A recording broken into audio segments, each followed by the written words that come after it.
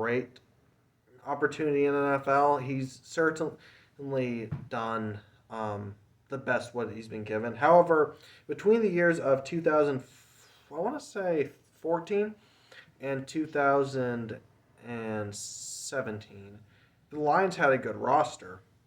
They made the playoffs twice, and they lost both times. They also fired Jim Caldwell, their head coach, which was very foolish, and they hired Matt Patricia. We all know how that went. So yeah, Matthew Stafford, he had some opportunities. So I'm not gonna say he had the worst shot ever. But he has the best roster he's ever had, like bar none. He's had the best coach he's ever had. So overall, the Rams, I think he's gonna have a great season. They did lose Cam Akers for the year with a torn ACL. But yeah, they still have Aaron Donald, they have Jalen Ramsey. So they probably have like the two best defensive players in the league on their team. you know, they also have Cooper Kupp. They have Robert Woods. So yeah, Tyler Higbee's a pretty good tight end. I don't know. I need to see Stafford like play for a while. I could easily see them win the division instead of the 49ers. But at the moment I have them going 11-6. I definitely have them in the playoffs. But yeah, that's pretty much all I have to say about the Rams. I think everything that has been said needs to be said. And then next up, in third place, we have the Seattle Seahawks going 10-7. Oh gosh. Seahawks were a weird team last year. For the first 8 weeks, they couldn't play defense, but had an elite offense. And for the final 8 weeks, they had an elite defense. They couldn't play offense. Jamal Adams is an elite safety. I know a lot of people like to hate on him for no apparent reason. They call him Blitz Boy, which first of all, it's not very funny. If you're gonna have an insult, at least make it funny. So yeah, that's a thing that I just find annoying. He recorded 8.5 sacks as a linebacker safety. He technically plays linebacker, but he's a really good safety. They just paid him, which I think was a good deal. They also still have DK Metcalf, who's good. Tyler Lockett is really good. And, they still have Russell Wilson, who I think is probably the second or third best quarterback in the league. So, yeah, if Russell Wilson could get a better team around him. Now, they do have the offensive line isn't very good. And Pete Carroll feels like he's kind of out of it now. Maybe not. The Seahawks can't draft, though. They missed on every single one of their picks, I think, ever. So they're good at drafting in the late rounds, terrible at drafting in the first rounds, which doesn't make any sense. But that's where they are. They do have Chris Carson, who's pretty good when healthy. So yeah, the Seattle Seahawks, I'm not feeling. I think every one of their games will be very close, but it's a tough situation. But yeah, 10-7. I could see them squeaking into the playoffs, but their division is brutal also. So I don't know. And in last place, I have the Arizona Cardinals going 8-9. I don't know, man. The Cardinals should have made the playoffs last year. Their roster is really good. Kyler Murray is gonna have a really good year. I do think Kyler Murray's a tad bit overrated. He's really good, but he made the Pro Bowl last year, which I would have been fine with, but Tom Brady didn't make the Pro Bowl despite being significantly better in every way. I don't know why the Pro Bowl voting happens in like week 8. I know the Pro Bowl doesn't matter, but it also didn't happen. Still. Kyler Murray, they have DeAndre Hopkins, who's a top 5 wide receiver in the league. At this point, you could argue Hopkins, Adams, Diggs, and like Jones as probably any one of them, and Mike Evans, of course, as one of the best wide receivers in the league. They're almost all interchangeable. So yeah, DeAndre Hopkins is absolutely elite. They have him. They also they added AJ Green, who's a solid wide receiver at this point. He used to be elite. He's not quite that anymore. He's dealt with a lot of injuries, but he's finally out of Cincinnati. I don't know why he went to Arizona. I wouldn't have. I think the Packers should have signed him, but it's neither here nor there. But yeah, he's in Arizona now. They also have Christian Kirk. And the offense I think will be pretty good. The offensive line I don't like. It's not very good. This team is very Kyler Murray dependent. But yeah, the offensive line not great. But the offense should be. I think the offense will be really fun to watch.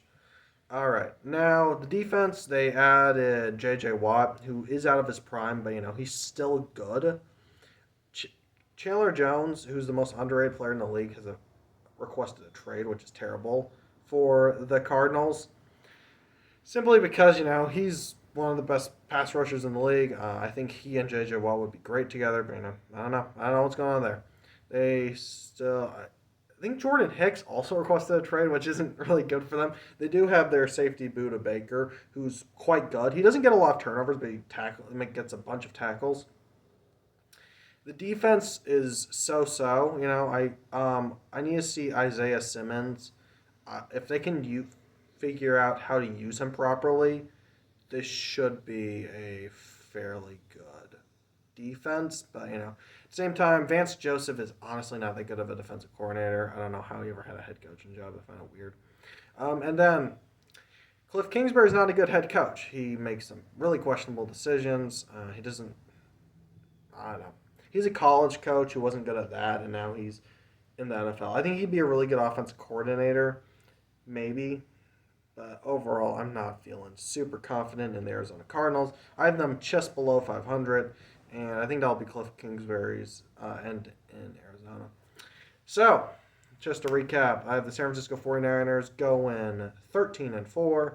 I have the Los Angeles Rams going 11-6. Seattle Seahawks going 10-7, and the Arizona Cardinals going 8-9, which leads us to our last division, the NFC South. All right, so the NFC South, let's jump right into it. So I have the Tampa Bay Buccaneers winning the division at 13-4. The Buccaneers or 49ers, I think, will be in the Super Bowl.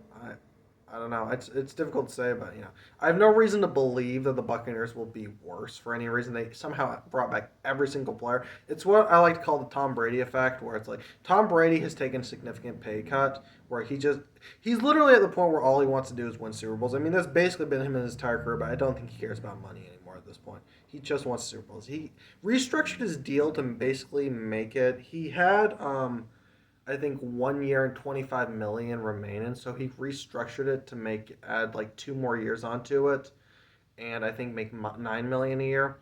They brought back Gronk, who's good.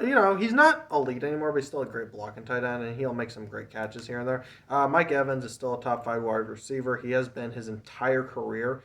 He used to be he used to be so underrated, it's insane. Now he's finally getting some recognition.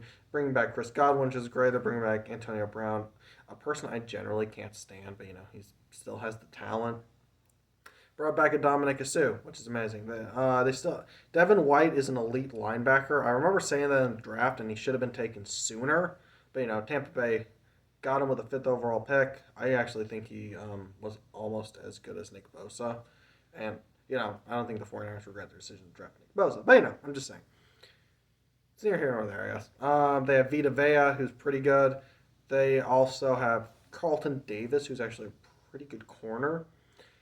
Yeah, overall, the defense was amazing. They completely stumped the Chiefs. I would like to see a rematch where the Chiefs have their actual offensive tackles. I think that'd be more interesting because, but we probably will get that. Let's be real. I think Patrick Mahomes will be in a bunch of Super Bowls to come now. But anyway, to the Tampa Bay side of things, they also have Cameron Brate. And OJ Howard is coming back. Now OJ Howard hasn't quite worked out in the league, however, he's still good. So they're Tom Brady's the players around, and they have Leonard Fournette. So you got Leonard Fournette, you got Mike Evans, Chris Godwin, Antonio Brown, Rob Gronkowski, OJ Howard, and Cameron Brate, and Scotty Miller, who's really fast.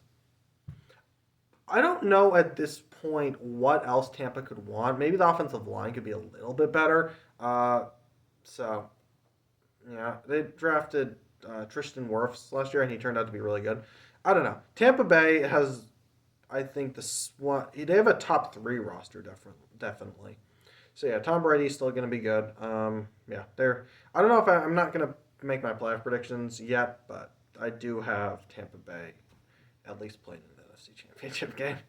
All right, second place, I have the New Orleans Saints going 10-7.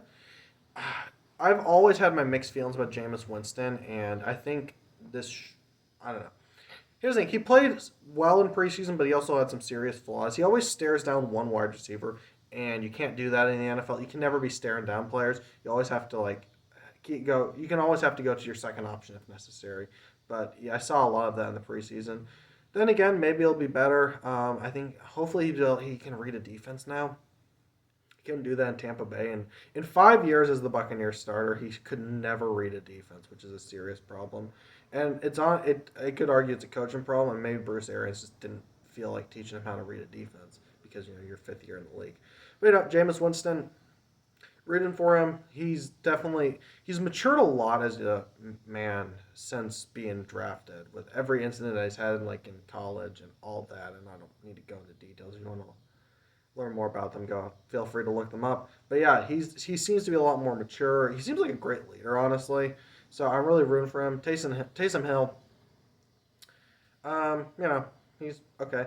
They have, in my opinion, the third best running back in the league in Alvin Kamara, who's great at catching and running. They still have the best offensive line in the league, and the defense is absolutely elite. So yeah, I know they have Marcus Williams, who is a good safety. They have Marshawn Lattimore, who's an elite corner. Cameron Jordan's coming back. Marcus Davenport's an interesting situation where I think he could break out this year, but if he doesn't this year, I don't think he ever will. So yeah, the defense is still elite. Michael Thomas is still one of the best wide receivers in the league. I forgot to mention him when I was talking about the 5 best wide receivers in the league. So yeah, he's really good. I know a lot of people call him Slant Boy, and I get it. Michael Thomas has a massive ego, so I understand disliking him, but at the same time, he's still a good wide receiver. He's still a great wide receiver. So yeah, Saints, I got them going 10-7. Obviously, the home situation is tricky with the hurricane going on right now, and obviously prayers to all the families involved in New Orleans and Louisiana in general.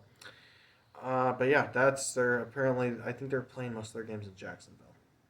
All right, and next up we have the Atlanta Falcons. So the Atlanta Falcons, I have them going 7-10. I don't know. The Falcons are a team I can't predict because they somehow lose every game in the fourth quarter. They blow so many leads. I don't even understand it. They got rid of Julio Jones, which didn't make any sense. Matt Ryan is tragically still there. I think Matt Ryan has put up almost Hall of Fame level numbers, but he's never going to get the recognition because he plays for the stupid Falcons. And I wouldn't vote him into the Hall of Fame at this point. Now, my Hall of Fame is a lot stricter than I think the NFL Hall of Fame is. If any of you guys from Amino do read my blogs, you know how I feel about the NFL Hall of Fame. But Matt Ryan, who's been absolutely amazing, doesn't get support on defense, and the offensive line is not that good. Calvin Ridley has been great though, so I'll give the Calvin Ridley's been great. Hayden Hurst was great last year. They also added Kyle Pitts. I don't think they should have drafted Kyle Pitts. I don't know how he helped the team. I mean, he's an elite tight end, but they already had Hayden Hurst. So they have Kyle Pitts now. Arthur Smith, I think, will probably do a pretty good job, but overall, I don't know. I can't predict the Falcons. We'll be safe and put them at 7-10.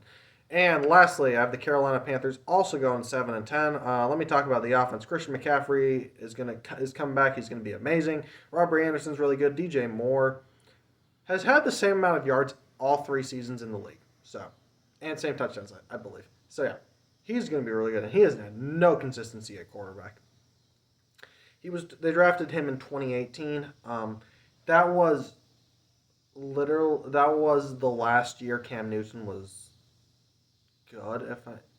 I believe that was last year Cam Newton even actually played for the Panthers.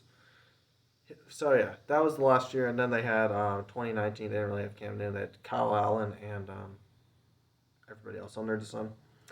And then in 2020 he had Teddy Bridgewater, and this year, unfortunately for me, is Sam Darnold.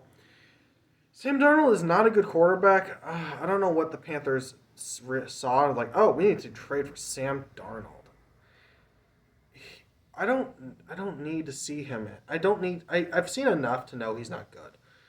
Look, I know he hasn't had any help, but and having Adam Gase as your head coach is probably the worst thing that could possibly happen to you, because everybody who leaves Adam Gase becomes better. So maybe that'll be the case with Sam Darnold, but I've never seen any promise in Sam Darnold. He's always been pretty much the same. Now, last year is particularly terrible, but I don't know what they see. The talent is there, but nothing else is there. He can't read a defense. He's a terrible decision maker.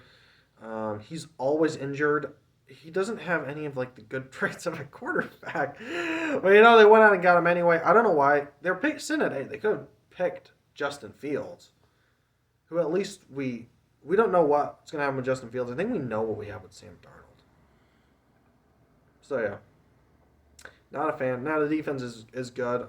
Brian Burns is a good player. Jeremy Chin almost won Rookie of the Year last year.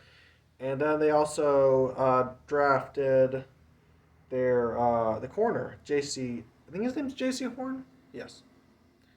First name I'm not sure about. Horn, it definitely is his last name though. Yeah. So the defense should be pretty good. And then Matt Rule, I think, is a good head coach. But overall, this whole Sam Darnold thing, I just don't like that at all. I think they should start P.J. Walker. I think he's better than Sam Darnold. But who knows? Maybe Sam Darnold will prove me wrong. But in the meantime, just to recap, I have the Buccaneers win the division at 13-4, the Saints at 10-7, the Panthers at 7-10, and the Falcons at 7-10. So the NFC playoffs, here how it is. The number 1 team will be the Tampa Bay Buccaneers at 13-4. I have the 2 seed, the San Francisco 49ers at 13-4. The 3 seed will be the Green Bay Packers at 12-5. The 4 seed, the New York Giants at 9-8. We have the 5th seed as the Los Angeles Rams at 11-6. The 6th seed will be the New Orleans Saints at 10-7, and then the 7th seed will be the Seattle Seahawks at 10-7. So excited for football season. It's 1 week away. Today is September 2nd. Assuming if you guys watch this on Thursday, which I think it will be uploaded then. So football season is 1 week away. Super excited. Please like and share and subscribe to my channel if you want to watch my content more often. Let me know in the comments what your thoughts are, how I can overall improve the channel. Thank you so much for watching, and we are done.